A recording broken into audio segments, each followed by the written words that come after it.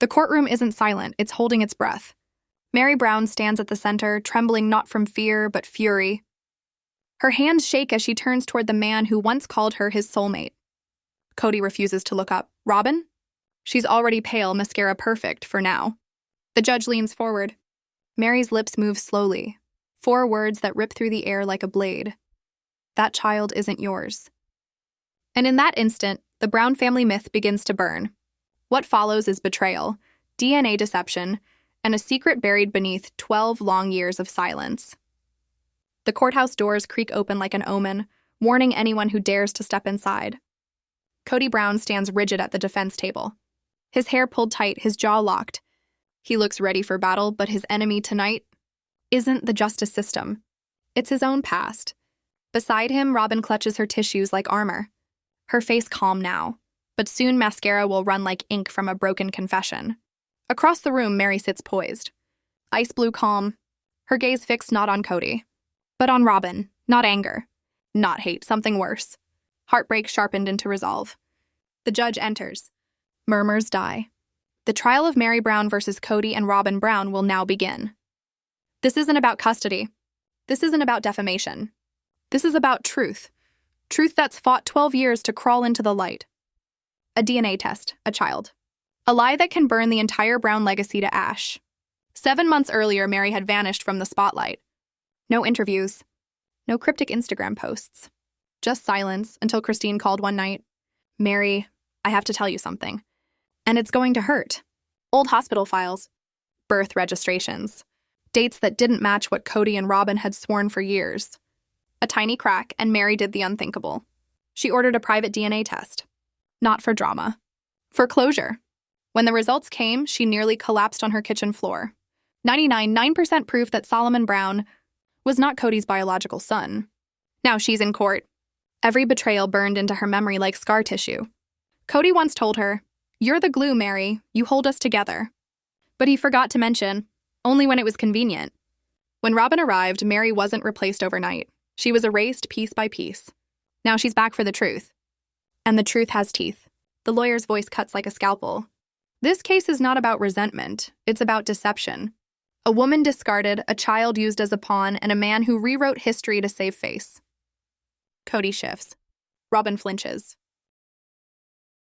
They know what's coming. Kody takes the stand first, smug.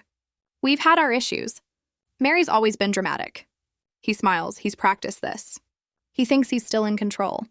Until the lawyer opens a sealed envelope. Mr. Brown, do you recognize this document? He blinks. I don't know what that is. It's a DNA paternity test conducted 6 months ago. It shows, with 99.9% certainty, that you are not the biological father of Solomon Brown. Gasps ripple through the courtroom. Robyn's hand shoots to her mouth. Kody's head drops. Meri doesn't move. The silence is thick, then whispers ignite. The judge slams his gavel.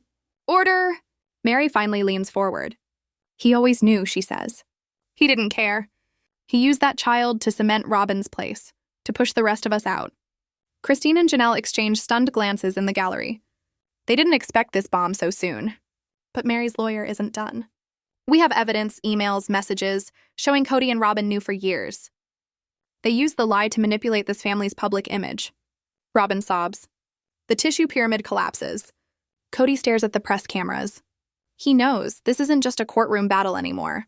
It's a public execution. Outside, reporters swarm. Meri! What are you hoping to achieve? But she walks past them, whispering to her attorney, this isn't revenge. It's redemption. Flashback, Robyn's kitchen, years ago. If anything ever came out, Robyn whispered, it would ruin Kody. Now, Meri realizes it wasn't Kody she wanted to protect. It was herself. Back inside, a nurse takes the stand. She confirms hospital records, and one more thing. There was another man. He came to see Robyn in the hospital. Not Kody. They fought. Loud. We were told to keep it quiet. The room erupts.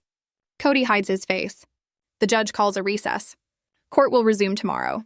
Until then, no contact with media. Meri stands, composed. Christine and Janelle nod in silent solidarity. For the first time in years, the sisterhood feels whole again. Robyn exits through a side door, her mascara now a confession. Kody lingers, eyes following Meri as she walks out. He knows what tomorrow brings. Because tomorrow, the other man takes the stand. And his testimony won't just end the marriage, it could start a criminal case. The truth isn't done yet. And when it comes tomorrow, it won't whisper. It will roar. It will roar. Leave a comment below. Do you believe Kody knew all along? Or was there someone else pulling the strings? Because today, in this courtroom, the air isn't just cold from the AC, it's frozen by truth. Everyone knows now. Solomon Brown may not be Kody's child. And that revelation didn't just break trust. It detonated the entire foundation of the Brown family. The gallery is packed. No cameras this time. The judge forbade them after yesterday's chaos. But the faces watching? Christine, Janelle, even Logan, Kody's eldest son, sits with arms folded, his expression a wall of quiet rage. Everyone's whispering about one thing. The next witness. The man Meri said would end it all. Then the courtroom doors open. A man in his late 40s steps through, dark blue jacket, pressed shirt, eyes like someone holding a grenade with no pin. His name, Darren Holt. At first, no one recognizes him. Not even Kody, but when Robyn sees his face, the color drains from hers. A pen slips from her hand. Her lips move, a silent no. Not him. Too late. The judge gestures for Darren to take the stand. The room feels it. That thick, trembling energy before something explodes. He's sworn in. Voice trembling but steady enough to pierce. I'm not here to hurt anyone, he begins. But I've kept this secret for 12 years. And the truth? It has to live somewhere. Meri's attorney steps forward. Mr. Holt, please tell the court, how are you connected to Robyn Brown? A pause, a sigh. I dated Robyn before she married Kody, on and off for 3 years. In Utah, Kody shifts unbothered. Everyone knew Robyn had a past. But the lawyer presses further. Were you in contact with her while she was pregnant with Solomon? The room goes still. Darren nods. Yeah, she called me. Said she was scared. Said things weren't clear with Kody. She needed help. Robyn's eyes close. Tears, regret. Or fear. And did you go see her in the hospital? Yes, he says quietly. The day after Solomon was born. She told me. I had to see him. Gasps ripple through the courtroom. The judge bangs the gavel. Let him speak. What did you do when you saw the child? Darren's eyes glaze over. He looked like me. The words drop like a gunshot. Kody slams the table. That's a lie. Mr. Brown, one more outburst and you'll be removed. The judge warns. Robyn's head drops. Her body curls inward, like someone trying to disappear. Did Robyn ever tell you the child might be yours? Darren nods, voice trembling. She did. That night. Said the timelines were too close. Said if anyone ever found out, it would ruin everything. And why did you stay silent for 12 years? She begged me to. Said Kody would raise him. Said it was best for Solomon. And I believed her. The courtroom doesn't breathe. One sentence has changed everything. He looked like me. Meri sits still, hands clasped, eyes unblinking. She's not gloating. Not crying, just accepting the weight of what she's always known. Kody's shaking his head, slowly, rhythmically. Shock? Or the slow realization that his empire of illusion is collapsing in real time? The lawyer goes for the kill. Mr. Holt, did you ever ask for a DNA test? No, I wanted to. But I was afraid. And now? Darren looks up, steady. Yes, I'll take one now. The courtroom freezes. Even the judge hesitates. Then leans forward. Noted, we will proceed with verification via a court-ordered test. Robyn finally speaks, voice cracking. This isn't fair. They're twisting everything. The judge's voice cuts through like a blade. You will have your chance, Mrs. Brown. I suggest you prepare carefully. Court recess. And outside, the world erupts. Reporters swarm like vultures. Social media explodes. Not Kody's kid trends for hours. Inside the courthouse hallway, Meri and Christine meet eyes for the first time in years. Christine's voice trembles. You were right all along. We thought you were bitter. But you were just ahead of us. Meri doesn't smile. She just says softly, it still hurts. Meanwhile, behind closed doors, Kody's fury ignites. You knew, he snarls. You knew all this time and you let me look like a fool. Robyn fires back, voice breaking. You were never there. You were too busy playing patriarch to care. I needed someone, and Darren, he was there. Their lawyers step between them. But the damage is already done. The judge isn't playing anymore. Tomorrow, Robyn will testify. Under oath. No cameras. No protection. Just truth or perjury. There's no more middle ground. That night, Meri returns to her hotel. She locks the door and exhales a breath she's held since the trial began. On the nightstand, an old photo, all 5 wives smiling. Forced smiles, but smiles nonetheless. You lied to all of us, she whispers. Flashback, Robyn, years ago, sitting beside her, eyes wet. I would never do that to you, Meri, she had said. Tears, then. But were they tears of guilt? Or strategy? Tomorrow the answer comes. Day 3 begins. And this time, Robyn Brown will finally face the truth. Under oath. Under oath. She entered like a ghost who had forgotten how to haunt. Robyn Brown, her lawyer's hand clutching her elbow, moved through the courtroom with a kind of hollow grace. Her face was carved into stillness, but her eyes screamed one thing. This is my last chance. The clerk's voice echoed, Do you swear to tell the truth?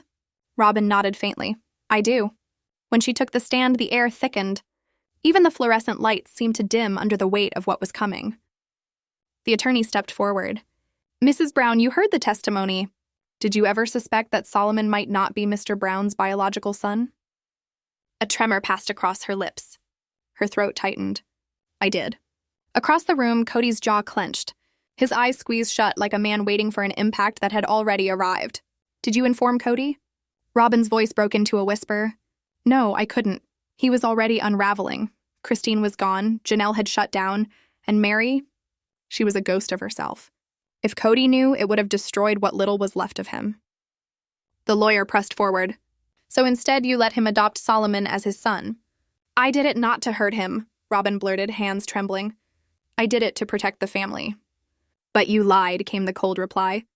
There was silence, long, suffocating silence.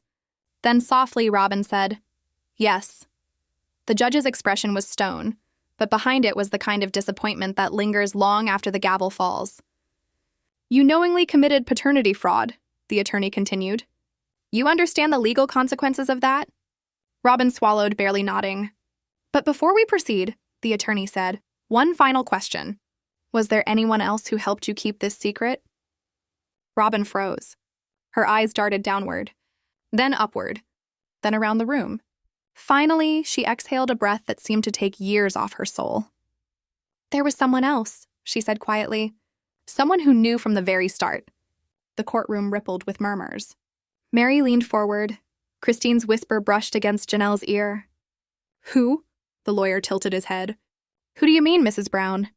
Robyn's eyes darted once more, then locked onto one face. Janelle. The sound that followed wasn't human. It was disbelief. Gasps tore through the gallery. Janelle sat upright, her face drained of color. What are you talking about? You knew. Robyn's voice cracked open like glass. You said to bury it. You said it would ruin the kids.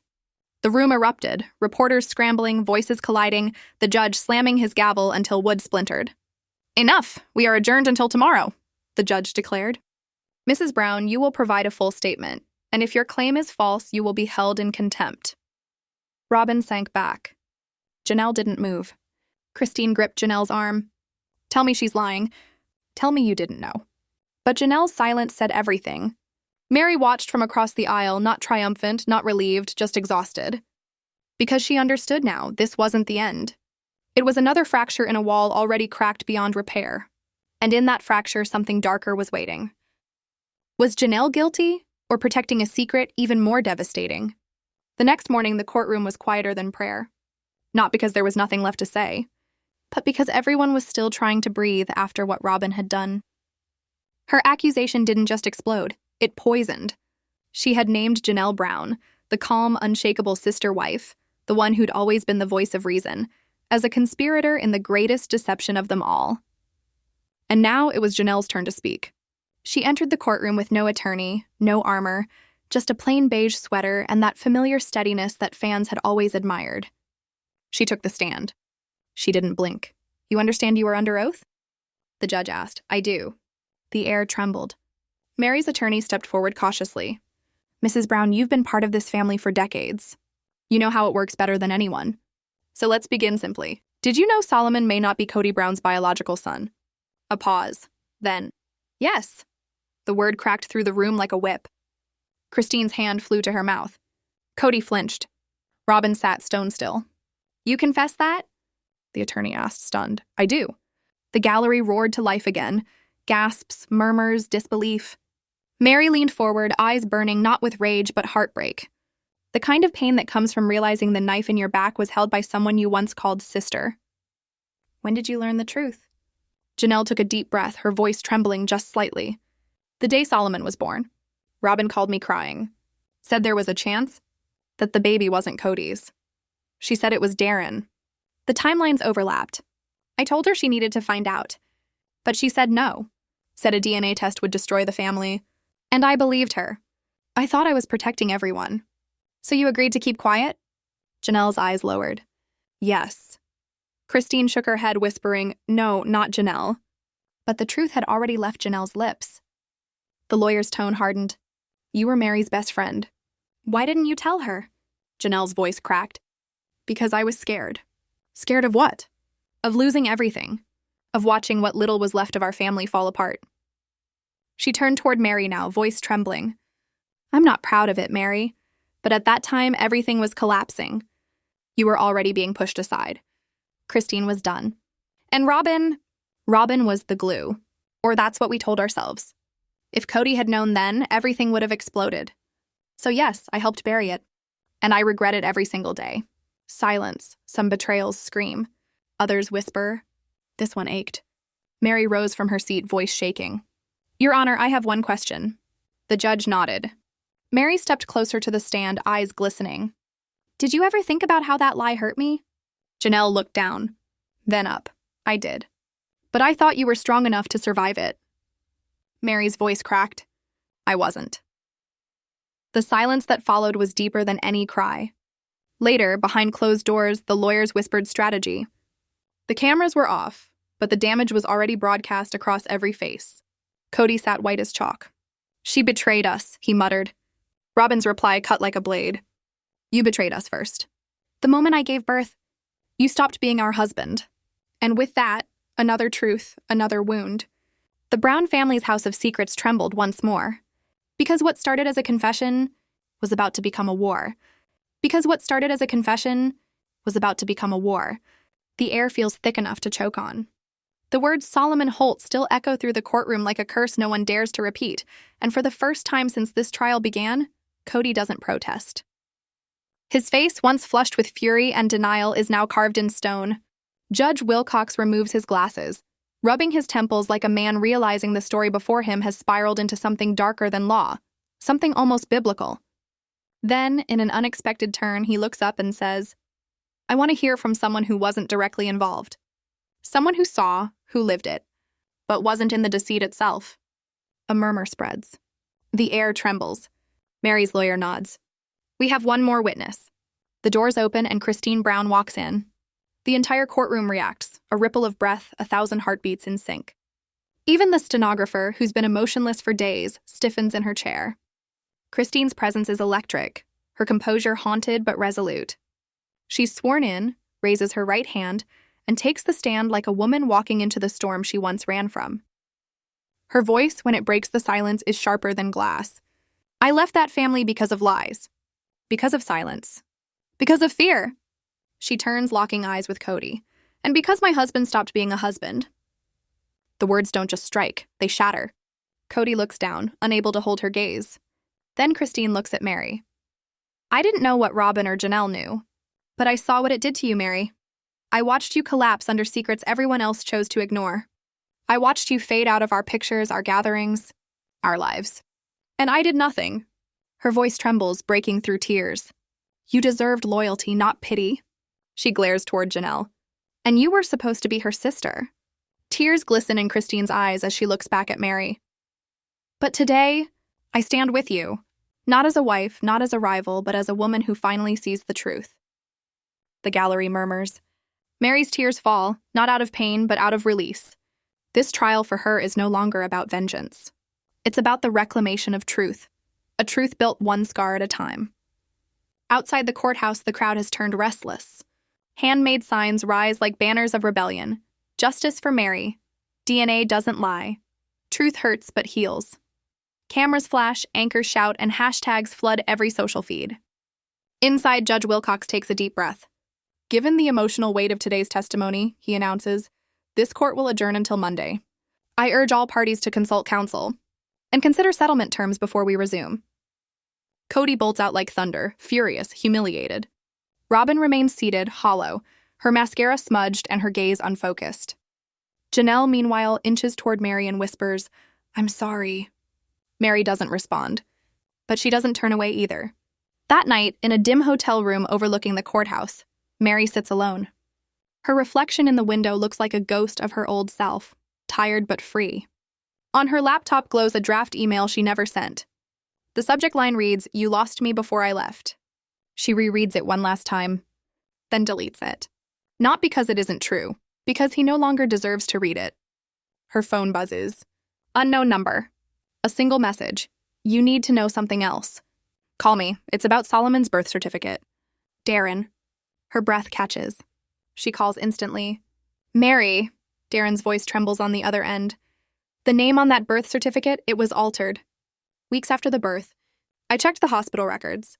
Someone changed it quietly. The original surname wasn't Brown. Meri goes cold. What? Solomon's original last name was Holt. The line goes dead. Monday, 11:14 a.m. The courtroom feels different, colder, heavier. Every person in the gallery can feel that something irreversible is about to happen. Judge Wilcox calls for order. I received new documents over the weekend, he begins, his tone razor sharp. If these are authentic, they could redefine the entire case. Meri rises slowly and walks to the bench, clutching a folder. Inside, the document that will detonate the courtroom. Solomon's original birth certificate, bearing the name Solomon Holt, not Brown. The modification was made a month after birth. Signed by Robyn Brown, chaos erupts. Gasps, shouts, reporters scrambling for their phones. Kody slams his fists on the table. You changed his name and didn't tell me? Robyn sobs uncontrollably. I didn't know what else to do. You weren't there. But Kody's face doesn't rage, it empties. His fury has turned into numb disbelief. The man who built a legacy on control and unity now stares into the ashes of a lie. Because deep down, he knows. The foundation of his family wasn't love, it was illusion. Judge Wilcox studies the document. Changing a name isn't illegal, he says carefully. But doing so to deceive a legal guardian crosses into fraud. Fraud? Kody snaps. I signed everything, insurance, school, legal papers, believing he was mine. That's not confusion. That's deception. Robyn wipes her eyes. I didn't do it to hurt you, Kody. I did it because I was terrified. And for the first time, the courtroom sees it. Fear, not malice, but fear. Yet fear doesn't cleanse guilt. It only muddies truth. The judge calls Robyn back to the stand. Did you, Mrs. Brown, knowingly alter documents related to Solomon's paternity? Her pause feels eternal. Then I made the request. But I didn't do it alone. Meri's lawyer leans forward. Who helped you? Robyn's eyes wander toward the back of the room, trembling, tears spilling over. And then she says the name that cracks the silence wide open. William Brown. The courtroom freezes. Kody's jaw slackens. Christine's hand flies to her chest. Even the judge blinks twice as if to confirm he heard correctly. You're saying, the judge presses, Kody's father helped you falsify this record? Robyn nods weakly. He told me not to worry. That no one ever had to know. That it would protect the family. The shock is seismic. The patriarch himself, the man whose moral code once defined their faith, was part of the deceit. Meri's attorney doesn't hesitate. Your Honor, we request a subpoena for William Brown's private records. Emails, letters, anything related to this matter. The judge nods grimly. Granted. But there's a twist. William Brown has been dead for 6 years. No testimony. No defense. Only whatever evidence remains buried in his archives. And what they uncover next will make everything that's happened so far look like a prelude. That night, Christine and Janelle find Meri in her hotel room. No more ice, no more distance, just exhaustion and truth. Christine exhales. I spent years thinking you were the enemy, she says quietly. Turns out, you were the only one who saw the war coming. Turns out, you were the only one who saw the war coming. The courthouse stood silent beneath a gray Arizona sky, its marble steps slick with early morning rain, like the world itself had been rinsed clean before judgment. Inside, the air was heavy, tense, and waiting. The courtroom wasn't filled with noise or motion. It was filled with the weight of what was about to be said. At the center of it all sat Meri Brown. For years, her name had been whispered behind closed doors, her loyalty questioned, her silence mistaken for weakness. But now, as she stood beneath the fluorescent light of the courtroom, that same silence had become her weapon. The years of endurance, the quiet humiliation, the nights spent wondering how everything had fallen apart, all of it had led here. The judge's gavel rested untouched, yet the entire room felt as though it had already been struck. Every breath, every heartbeat, belonged to the moment. Even the air seemed afraid to move. Kody Brown sat at the defense table, posture tight, jaw clenched. He looked less like the confident patriarch who once commanded a family, and more like a man cornered by his own decisions. Robyn sat beside him, hands shaking inside her lap, her lips moving silently, perhaps in prayer or fear. The others, Christine, Janelle, even distant family members, filled the gallery, caught between heartbreak and vindication. Then Meri rose.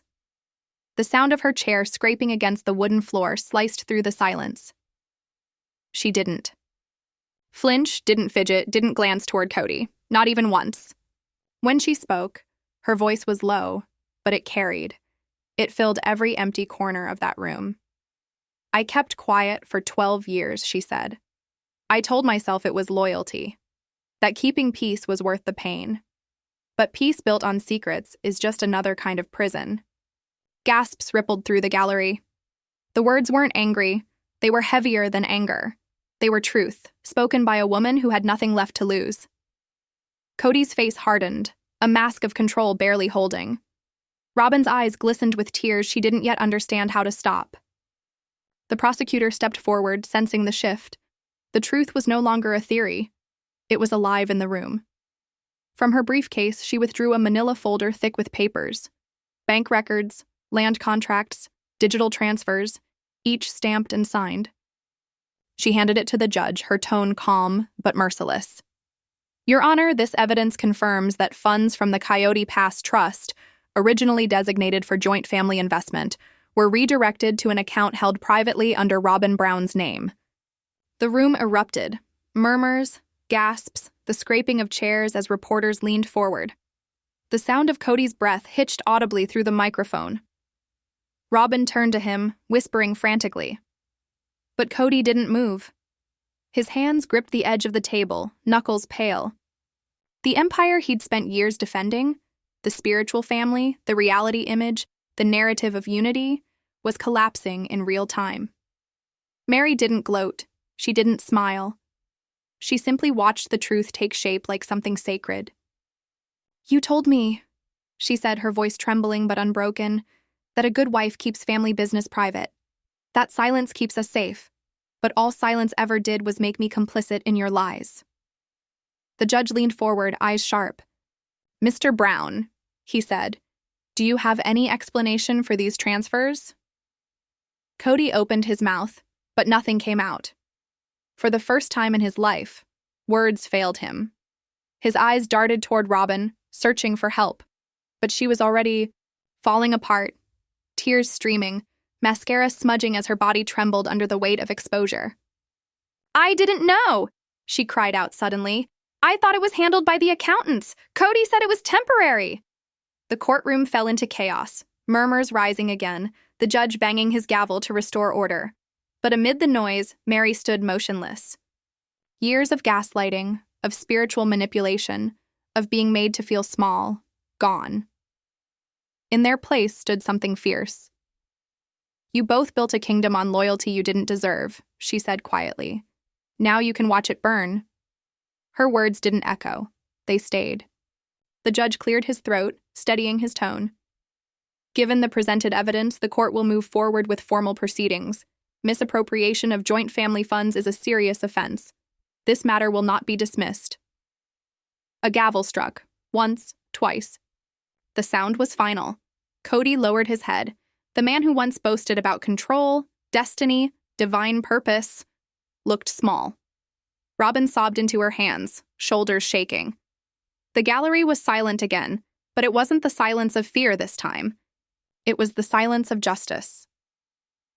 Meri gathered her things, not hurriedly, but deliberately. As she turned toward the door, she paused beside Kody's table. For a long moment, she just looked at him, the man who once convinced her that faith meant obedience. Then she spoke the words that would follow him forever. "You taught me to keep the family secrets," she said. "But secrets only rot the walls that hide them. I'm done living in that house." And with that, she walked out. Not as a discarded wife, not as a victim of faith or control, but as a woman who finally set herself free. Outside, thunder rolled in the distance. The courthouse doors swung shut behind her with a sound that felt like the end of an era. The rain began to fall again, steady, cleansing, almost applauding. Inside, Robyn collapsed into her chair, whispering to herself that it couldn't be true. Kody stared at the floor, realizing that for the first time in his life, silence was no longer protection. It was punishment. And as Meri disappeared down the courthouse steps, the camera of truth lingered, on the empty witness stand, on the folder of exposed accounts, and on the faint echo of a woman's voice saying the one thing that destroyed their illusion for